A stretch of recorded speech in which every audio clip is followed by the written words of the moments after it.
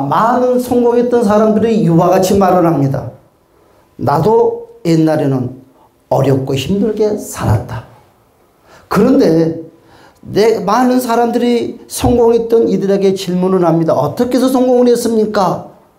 많은 사람들이 그걸 어렵게 생각을 하고 특별한 무엇인가 노하우가 있는 것처럼 생각을 하고 질문을 했더니 많은 사람들이 한결같이 이와 같이 대답을 했다고 합니다.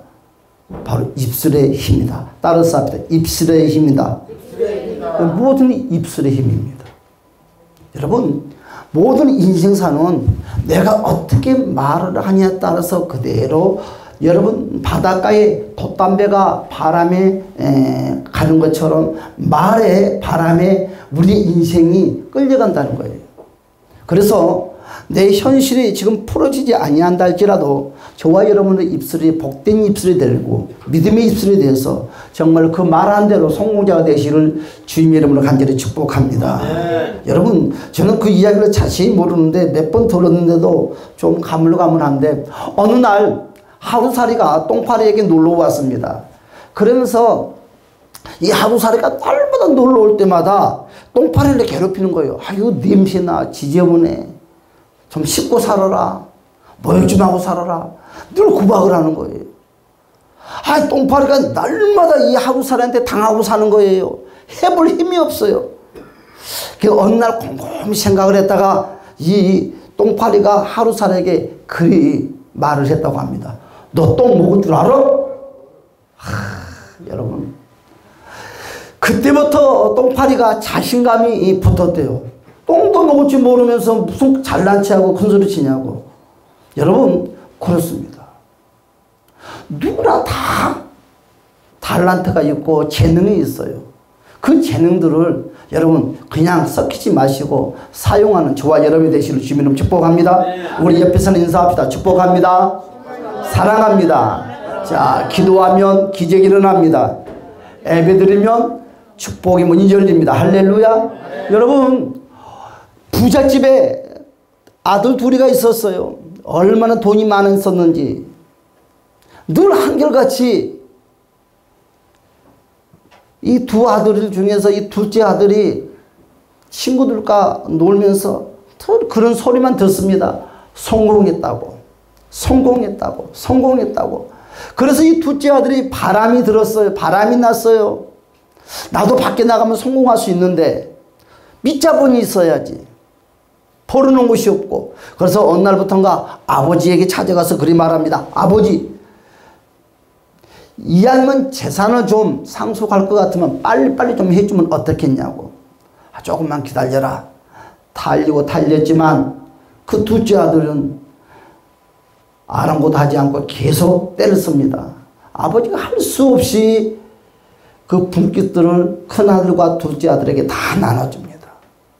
둘째 아들은 자신만만해서 나도 성공할 수 있다 하면서 그 물질을 가지고 넓은 세상으로 나갔습니다. 그리고 나가면서 갔더니 정말 호화롭고 좋은 사람들이 너무너무 많이 있었습니다. 사업도 해보고 요것도 해보고 저것도 해봤지만 번번이 실패를 하는 거예요. 또한 많은 사람들에게 사기도 당합니다. 그러다 보니까 어떻게 됐습니까? 있는 것도 다 탕진해버리고 그가 여러분 돼지 똥 치우는 마지막 직업을 선택을 했어요. 똥파리처럼. 여러분, 그런데 그 둘째 아들의 소식이 어느 날부터 뚝 끊어지고 말았어요. 그 부모의 마음은 누구나 다 똑같겠죠. 이 둘째 아들이 살았는지 죽었는지 어디서 무엇을 하는지 그 부모의 마음이 안쓰럽고 아픈 겁니다. 소식도 알 수도 없습니다. 1년이 가고 2년이 가고 5년이 지나도 아무 소식이 없는 것입니다. 날마다 이 부모는 눈물로 지새웁니다. 밥을 먹어도 소화도 되지 않습니다. 이놈의 자식이 뭐라고 살고 있을까? 어디서 뭐라고 있을까? 늘 부모의 심정은 다 그런 것 같아요. 그렇죠. 잘나도 걱정, 못나도 걱정. 그런데 오늘 본문의 말씀 보니까 이 둘째 아들이 다시 모든 것을 탕진해버리고 부모 앞으로 돌아왔어요. 여러분, 그 부모는 이 둘째 아들에게 이놈의 자식아 그동안 어떻게 했느냐 물어보지도 않았어요. 꾸지람도 하지 않았어요. 무조건 얼싸안고 잘 왔다, 수고했다, 고맙다 와줘서 그리하면서 얼싸안고 바로 집에 데리고 와서 좋은 옷을 갈아입히고 좋은 신발을 신고 또한 살찐 짐승을 잡아서 잔치를 벌리고 풍악을 울립니다. 그런데 마침 오늘 본문의 말씀에 보니까 맏아들 큰아들이 돌아보니까 집에 풍악 소리가 들리는 거예요. 아니 오늘따라 무슨 날도 아닌데 무슨 풍악 소리가 들릴까? 그래서 집에 돌아와서 한 종을 부릅니다. 아니 오늘 무슨 일이 있길래 집안에는 풍악 소리가 나는 거 물어봤더니 이 종이란 한 종이 이리 말씀합니다. 뭐라고 그랬습니까? 당신의 동생이 돌아왔습니다. 그런데요 오늘 본문의 말씀을 보니까 이 큰 아들은 이 동생이 밖에 넓은 세상에 가서 무엇을 하고 살고 있는 줄 아는 것 같아요. 부모는 모르는데 이 큰 형은 동생이 사업도 망하고 또한 나쁜 짓도 하고 물질도 탕진하고 또한 돼지 쥐염열 돼지 똥 치우는 그런 마지막 밑바닥 인생을 살고 있는 것을 다 알고 있었던 거예요. 그런데 여러분 그 둘째 아들이 돌아왔다는 이야기를 하니까 큰 아들이 대짜 뭐라고 말을 하는 거예요. 그가 창녀들과 또한 돈을 다 탕진하고 돌아온 그놈한테 무슨 송아지를 잡아주냐고. 여러분 오늘 그 형이 화를 바짝 내는 내용이 오늘 이 내용입니다. 여러분 너무너무 화가 났습니다. 그 동생의 환영잔치에 대한 그 반응이 생각의 예로 달라졌다는 것입니다. 사랑하는 여러분, 이 첫째 아들의 모습을 자세히 살펴보면은 여러분 들여서 돌아온 이 첫째 아들은 잔치가 벌어진 집을 들어가서 볼 때 뭐라고 그랬습니까? 이 상황을 쳐다보면서 잘 왔다. 부모 같은 마음이 아니라 원수 같은 마음을 가지고 여러분 불쾌하면서 그 동생에 대한 반응을 보이는 내용입니다. 여러분 자취진영을 알고 난 후에 어떻게 됐습니까? 큰 아들의 반응은요 아주 거칠게 분노하기 시작합니다. 나 같은 동생이 돌아온 것을 여러분 반기는커녕 불평을 늘어놓기 시작합니다. 여러분 그리고 집으로 돌아가지 않았으면 밖에서 맴돌기 시작합니다. 여러분 동생이 귀환을 환영하기는커녕 외면해 버렸습니다. 동생은 재산을 다 탕진하고 돌아왔던 여러분 계승장군도 아니고 그는요 여러분 성공한 자가 아니라 실패자거든요. 이 실패자를 도저히 용서할 수 없다는 것입니다. 큰아들의 입장에서는 받아들이지 못할 아주 마음에 가시 같은 마음이 도사지고 말았다는 거죠. 여러분 동생의 잔치를 여러분 열렸기 때문에 나는 이것을 용납할 수 없다는 것입니다. 뭘 하면서 용납할 수 없다고 말했어요? 큰아들의 분노는요 여러분 여기 보니까는 그가 밖에서 입이 대빨만 나왔습니다. 원망과 불평이 늘어날 때 그때 그 소식을 듣고 아버지가 밖에 나왔어요. 아들아 왜 들어오지 않느냐? 너 동생이 살아서 돌아왔다고 말을 해도 여러분 그 형은 분을 참지 못하고 계속 폭발하기 시작합니다. 더 이해할 수 없는 것은요 집을 나가서 탕진하고 돌아온 동생이 그렇다 하더라도 돌아온 동생을 맞이하는 아버지의 그 환대에 노골적으로 아버지에 대한 불만 분노로 토하기 시작합니다. 이제는 동생에 대한 분노가 아니라 아버지에 대한 분노, 동생에 대한 불만이 아니라 아버지에 대한 불만을 이제 쏟아내기 시작합니다. 오늘 28절의 말씀 보니까 뭐라고 그랬습니까? 그가 노하여 들어가고자 하지 아니하거든 아버지가 나와서 고난데. 이제 큰아들은요 아버지께까지 불만을 토하기 시작합니다. 그리고 아버지를 대적합니다. 아버지가 무슨 잘못이라도 한 것인가? 여러분들은 이런 첫째 아들의 모습을 어떻게 생각하십니까? 바로 예수님께서 이 비유를 전하는 이유는 분명히 우리에게 있다는 것입니다. 이 두 아들 모두 어떤 자식들입니까? 둘째 아들만 탕자가 아니라 둘이 다 똑같은 탕자라는 거죠. 여러분, 꼭 예수를 등지고 세상으로 가는 자만이 탕자가 아니라 교회 안에도 탕자가 있다는 거죠. 우리 주님은 오늘 세상 밖으로 나가버린 탕자도 말을 하고 싶고, 교회를 다니면서도 탕자가 있다는 것을 우리 주님은 지적을 하고 싶어 한다는 것입니다. 이 두 아들은 모두 아버지를 떠난 자라는 것을 깨닫게 하려고 오늘 우리 주님께서 말씀을, 비유를 통해서 우리에게 강력하게 말씀을 하고 있습니다. 첫째 아들은요, 집 안에 있는 탕자입니다. 교회 안에 있는 탕자입니다. 몸만 아버지와 함께 할 뿐이지 그의 마음은 아버지를 떠났습니다. 둘째 아들은 어떻게 됐습니까? 재산을 가지고 아버지 집을 떠나서 멀리 세상 밖으로 나가는 탕자입니다.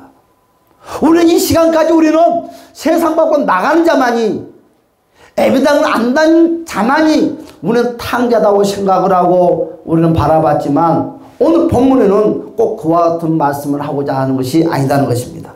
이 첫째 아들은요, 집안에 있어서나 아버지의 심령을 떠난 자였습니다. 아버지 집안에서 누리게 하신 축복을 그는, 행복을 그는 다 잃어버린 자였습니다. 여러분, 그 아버지 것이 다 내 것인데도 그 축복을 누리지 못하고 그 행복을 누리지 못하고 여러분 속임 같은 인생을 살고 있다는 것입니다. 오늘 31절의 말씀 보았더니 첫째 아들이 잃어버린 것이 무엇인지를 아버지가 깨닫게 하셨다는 것입니다. 뭐라고 그랬습니까? 그는 모든 것을 가졌다고 했습니다. 아무것도 누리지 못한 불행한 자였다는 것입니다. 아버지가 이르되, 예, 너는 항상 나와 함께 있으니 내 것이 다 너 것이다. 너 송아지 먹고 싶냐? 너 저거 먹고 싶냐? 네 마음대로 하렴. 내 것이 너 것이고 다 네 것이니까 네 자유롭게 하렴. 친구들과 함께 즐겁게 풍하고 울면서 놀기도 하렴. 그런데 이 큰아들은 한 번도 풍하고 울면서 즐겁게 생활을 해보지 못했어요. 첫째 아들이 자기에게 주어진 이 행복과 자기에게 주어진 이 축복의 시간을 누리지 못했던 것은요, 무엇입니까? 아버지에 대한 잘못된 생각 때문이라는 거죠. 우리가 예수를 믿어도 잘못된 생각을 가지고 신앙생활을 한다면 이와 같은 큰아들과 같이, 또한 이 큰아들과 다를 바가 전혀 없다는 것입니다. 아버지의 심령을 알지 못한 큰아들의 오해라는 것이에요. 우리가 예수를 믿으면서도 하나님의 심령을 알지 못하고 하나님을 알지 못하는 그 오해를 가지고 신앙생활을 하면 잘못되는 것입니다. 여러분, 이 첫째 아들은요, 아버지가 자신에게 아무것도 해주지 않았다고 했습니다. 왜 아버지가 아무것도 해주지 않았습니까? 모든 걸 다 주었는데요. 모든 걸 다 맡겼는데요. 그런 아들은 아버지에게 따집니다. 아버지가 나에게 해준 것이 무엇이냐고. 양새끼 한 마리도 잡아서 줘봤냐고. 아니, 네가 잡아먹으렴. 친구들하고 놀게 해줬냐고. 네가 놀으렴. 여러분, 이 큰아들은 불만을 토해내기 시작합니다. 오늘 29절에도 그와 같이 말씀을 하고 있죠. 그래서 동생을 위해서 잔치를 배설한 아버지를 향하여 서운함과 섭섭함을 감출 수 없다는 것입니다. 29절은 뭐라 했습니까? 아버지께서 대답하여 이르되 내가 여러 해 아버지를 섬겨 명을 어기며 얻거늘 내가 아버지가 시킨 대로 다 하지 않았습니까? 11조 하면 11조 하고 감사생활하면 감사하고 헌신하면 헌신하고 봉사하면 봉사하지 않았습니까? 다 했는데 그러면서 하는 소리가 뭐래요? 내게는 염소새끼라도 주어 나와 내 벗으로 즐겁게 하신 일이 없더니. 31절은 뭐라고 그랬습니까? 다 같이 볼까요? 시작. 아버지가 이르되 예 너는 항상 나와 함께 있으니 내 것이 다 너 것이로다.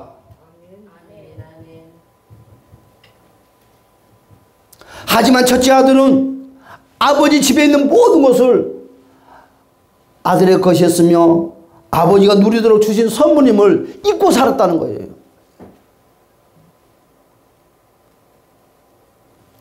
그는 모든 것을 가진 자였으나 아무것도 누리지 못하고 살았다는 것입니다.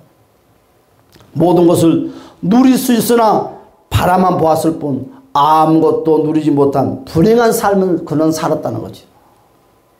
여러분, 많은 사람들이 예수를 믿으면서도 열심히 신앙생활하고 헌신하면서도 이 큰아들처럼 여러분 큰 돌멩이를 등에 들쳐미는 이런 불행한 신앙생활하는 사람들이 너무너무 많이 있습니다. 예수 믿는 것은 큰 돌멩이를 등에 미는 것이 아니라 여러분 자유와 기쁨과 소망이 넘치는 곳이 바로 예수를 믿는 것입니다. 그는 자신의 불행을 늘 아버지 탓으로 돌렸어요. 아버지 탓으로. 내가 못 사는 것도 아버지 탓. 내가 사업을 망하는 것도 아버지 탓. 이것도 아버지 탓. 저것도 아버지 탓. 나는 얼마나 열심히 했는데, 얼마나 열심히 헌신했는데, 왜 이와 같은 말을 하는 거예요? 아버지가 그 아들 마음 모를까요? 하나님 우리 마음 모를까요?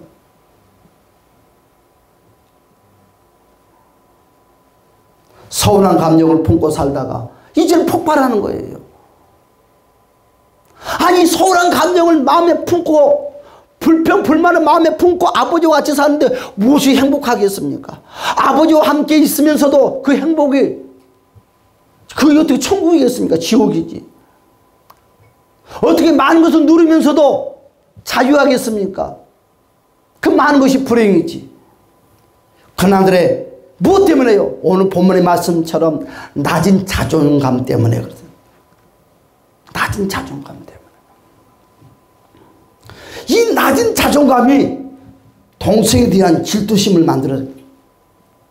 그래서 저는 오늘 누가복음 15장의 말씀을 낮은 자존감으로 주제로 한번 잡고 말씀을 준비했습니다. 첫째 아들은요, 극적으로 살아서 돌아온 동생에 대한 환대는커녕 그런 질투가 폭발했다는 것이. 왜 그럴까요? 비교의식. 나는 너처럼 나는 놀지도 못했어.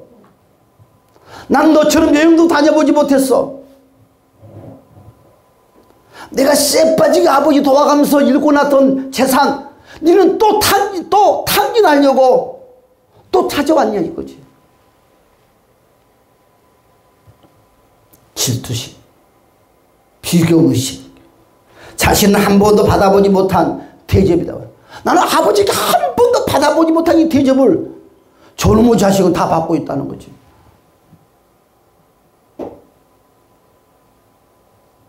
불평하면서 노골적으로 분노를 하는 것입니다. 큰 아들은요, 이 낮은 자존감을 안고 있었다는 것입니다. 여러분, 자존감이라는 것이 무엇입니까? 자기 스스로를 가치 있는 존재로 여기는 거 아닙니까? 그래서 자존감이 건강해야 되는 거예요. 여러분, 자존감이 건강한 사람은요, 부정적인 것을 물리칩니다. 항상 긍정적인 사고력을 갖고 긍정적인 마음을 갖고 어떤 환경을 부딪혀도 피하지 않고 좀 돌진하려고 하는 거예요. 그런데 이 자존감이 무너지기 시작하면, 이 자존감이 낮아지기 시작하면 여러분 반대 현상이 일어나는 거예요. 날마다 누구 탓, 누구 탓, 누구 탓, 누구 탓, 누구 탓, 누구 탓. 무엇 때문에, 무엇 때문에, 무엇 때문에, 무엇 때문에.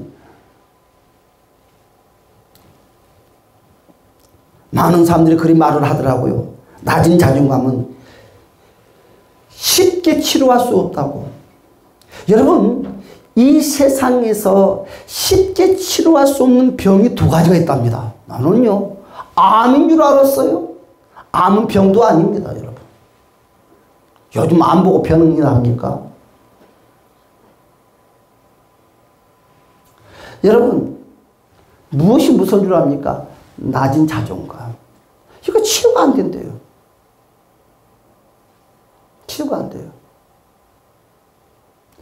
여러분, 자신보다 다른 사람의 시선과 여러분 평가가 더 민감합니다. 스스로 자신을 인정하지 못하는 거죠. 다른 사람을 항상 비교하는 거예요.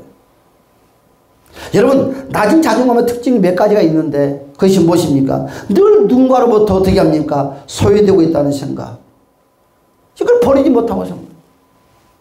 항상 누구 때문에. 여러분, 나는 사랑받지 못해서, 관심받지 못해서 이와 같은 부정적인 생각, 부정적인 언어를 통해서 이 자존감이 점점 망가지고 삐뚤어지고 무너지기 시작한다는 거예요. 부부 사이도 그럽니다. 당신 나에게 해준 것이 무엇이냐고. 부모와 자식 간에도 그렇습니다. 여러분, 왜 해준 것이 없습니까? 얼마나 많이 있는데. 누군가가 자기보다 더 인정받고 있다고 생각했을 때 견디지 못하는 그 분노. 이 낮은 자존감은 누가 잘 되면 분노가 폭발하는 것입니다. 여러분, 낮은 자존감에 시달린 사람들은요, 분노 조절이 안 된다고 합니다. 시도 때도 없이, 상황에 관계없이 분노를 표출한다고 합니다. 여러분, 낮은 자존감에 분노 조절이 안 됐을 때는 여러분, 결과는 폭행이 나오고요. 여러분, 힘이 없는 사람들은 여러분, 다른 것을 발로 걷어차고요.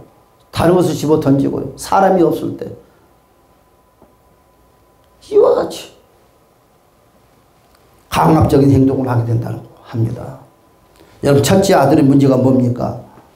자기 동생을 질투하고 낮은 자존감을 인해서 자기 인생을 스스로 파괴해가는 불행자가 되고 말았다는 것입니다. 큰아들은 동생조차 품을 수 없는 바로 불행을 지니고 있게 되었습니다. 다른 사람들의 행복이나 기쁨을 시기하고 질투하는 바로 못난 탕자가 되고 말았다는 거죠. 다른 사람의 행복을 함께 기뻐하는 것이 바로 행복한 사람의 특징입니다. 네. 여러분, 행복한 사람은요, 내가 행복하기에 다른 사람의 행복도 소중하게 여길 줄 안다는 것입니다. 아멘. 여러분, 우리는 생각을 바꿉시다. 아멘. 그리고 마음을 바꿉시다. 아멘. 다 치건너 다 똑같습니다. 사람은 다 똑같은 것 같아요. 나만 아니에요. 다 어렵고 다 힘들고 다 아파하고 다 그렇습니다. 행복하지 못한 사람은요, 다른 사람의 행복을 시기하고 질투합니다. 그리고 깨뜨리려고 합니다. 첫째 아들이 잃어버린 것은요, 다시 회복해야 된다는 거죠. 첫째 아들이 잃어버린 것이 뭡니까? 바로 인생이 행복해진 비결 두 가지를 잃어버렸다는 거죠. 첫째는 무엇입니까? 아버지 안에 거하는 은혜를 잃어버렸다는 거죠. 내가 인생을 살아가는 것도 은혜고, 내가 이 시간까지 내가 존재하는 것도 은혜고, 여러분, 아버지의 것이 자신의 것임을 잊고 살았기에 누릴 수 있는 권리를 잃어버렸다는 거죠.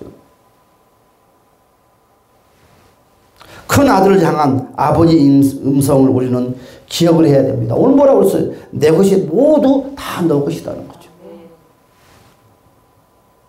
이것을 잃어버린 자녀들은 바로 불행하다는 것입니다. 바로 이것을 아는 자는 바로 행복자입니다. 은혜를 아는 자는 불행한 것도 행복하다고 여길 줄 아는 입술의 고백이 제일 소중한 것 같아요. 그렇죠. 그래서 여러분, 제일 무서운 병이 알코올 환자가 제일 무섭다고 합니다. 술 중독. 나는 생각도 못했어요.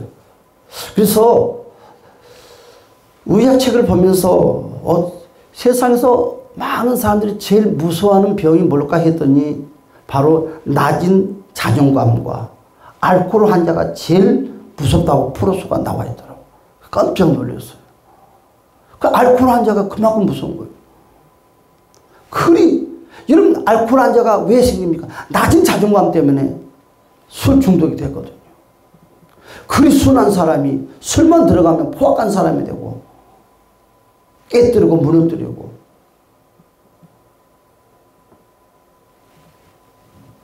여러분은 어떻습니까? 여러분은 행복한 사람입니까? 그렇다면 나의 행복의 조건이나 그 비결이 무엇입니까? 나는 과연 돈 때문에 행복한가? 나는 명예 때문에 행복한가? 내 주변에 좋은 사람들이 있어서 행복하는가? 뭔가 행복하는 기준점이 다 있는 줄 압니다. 정말 행복한 이유가 여러분은 뭡니까? 내가 정말 행복한다면 내 행복을 다른 사람들에게 나눠줄 수 있느냐 이거죠. 여러분, 행복은 어디서부터 시작됩니까? 바로 바른 관계에서부터 시작되는 거죠. 관계가 무너지니까 자존감이 무너지기 시작하는 거죠. 여러분, 행복은 어디서부터 시작됩니까? 바른 관계에서 행복이 유지된다는 것입니다. 사람이 행복해지려면 어떻게 합니까? 하나님의 관계가 회복돼야 돼요. 여러분, 저와 여러분들이 행복해지려면요, 사람들 관계도 회복해야 됩니다. 여러분, 우리가 행복해지려면요, 물질 관계도 여러분 회복해야 되는 거예요. 이 세 가지가 제일 무서운 것 같아요. 신의 관계, 여러분 사람과의 관계, 물질의 관계. 이 관계가 우리를 행복하게 만드는 거예요. 이 세 가지가. 그런데 하나님의 관계가 삐뚤어지면요, 행복할 수가 없어요. 여러분, 사람들과 관계가 삐뚤어지면 어떻게 합니까? 행복할 수가 없어요. 여러분, 물질의 관계가요, 삐뚤어지면 어떻게 됩니까? 행복할 수 없어요. 이 세 가지는 우리에게 꼭 필요한 것입니다. 소중한 거예요. 두 아들 모두 아버지의 관계가 어떻게 됐습니까? 삐뚤어졌다는 거죠. 두 아들 모두 아버지의 심정을 알지 못했고 아버지의 심정을 예민했다는 것이죠. 작은 아들은 세상 밖으로 도망갔고 큰 아들은 같이 있으면서도 아버지 심정을 헤아리지 못하고 자기 마음대로. 하나님과 사람, 물질과 관계를 잘 유지하려면 어떻게 해야 될까요? 나를 향한 아버지의 심정을 회복해야 된다는 것을 주님 여러분 축복합니다. 하나님은요, 자녀된 내가 행복하기를 원하십니다. 그래서 한국 사람의 행복 점수가 바로 보통 71점이라고 한답니다.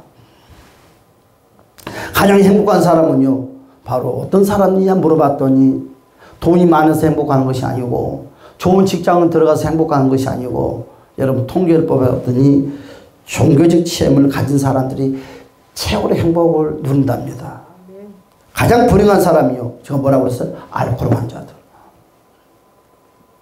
알코올 환자들. 하나님과 사람과 물질과 관계를 잘 유지하려면 우리는 어떻게 해야 됩니까? 작은 것부터 우리는 감사합시다. 모든 것을 감사하고 삽시다. 우리가 현실에서 뜻한 대로 되지 아니한 것들이 참 많이 있거든요. 그래도 우리는 감사하고 살 때 그와 같은 것들이 이루어질 수 있다는 것입니다. 여러분, 행복은요, 어디서부터 움이 싹이 나기 시작합니까? 바로 감사 속에서 싹이 나기 시작합니다. 감사는요, 만족 속에서 있습니다. 여러분, 우리가 불행하다고 느끼는 것은 뭡니까? 하나님과 소중한 사람들에게 감사를 잃어버렸기 때문에 그런 거예요. 여러분, 큰아들은 동생과의 관계가 삐딱하고, 여러분, 사랑하는 마음이 있었으면 모든 것이 감사하고 기뻤을 것입니다. 살아서 돌아온 것이 너무너무 행복했을 것입니다. 아버지와 함께함을 감사하고 형제와 함께함을 감사하고 자식과 함께함을 감사할 때 행복이 온전히 이루어집니다. 그렇습니다. 하나님과 사람과 물질과 관계를 잘 유지하려면 어떻게 합니까? 자신을 축복해야 합니다. 내 자신을. 나는 행복한 사람이다. 늘 스스로가 내 입술로 고백하시기를 주님 이름으로 축복합니다. 함께 기뻐하고 즐거워하는 것이 바로 행복입니다. 여러분, 그래서 우리 눈 뜨고 일어나도 또한 생활 가운데서 환경 가운데서도 늘 행복을 외치는, 또한 감사를 외치는 우리 모두가 되시기를 주님 이름으로 축복합니다. 여러분, 어떤 분이 이발소를 지나갔더니 팻말에 광고 문구가 하나 딱 걸어 있는 거예요. 광고 문구 내용을 봤더니 여러분, 그 글귀가 이런 글귀가 있습니다. 어느는 현금을 주고 이발을 하고 내일은 공짜로 합니다. 아, 그분이 기대를 가지고 이제 집에 돌아가서 내일 가서 꼭 이발을 해야지. 공짜로 준다고 하니까. 내일 갔더니 또 오늘은 현찰이고 내일은 공짜입니다. 아, 그러다 보니까는 그가 1년 동안 머리를 잘리지 못하고 장발이 됐다는 이야기를 들었습니다. 그렇죠. 바로 행복은 내일이 아니라 오늘입니다. 내일로 미루지 말고 오늘로 행복을 붙잡고 외치고 도전하시기를 주님 이름 축복합니다. 다 같이 주 이름으로 동서남 기도합시다. 주여, 오 할렐루야. 참 좋으신 우리 주님 함께하여 주시고 도와주시옵소서. 하늘의 문을 열어주시고 아버지 우리의 낮은 자존감을 온전히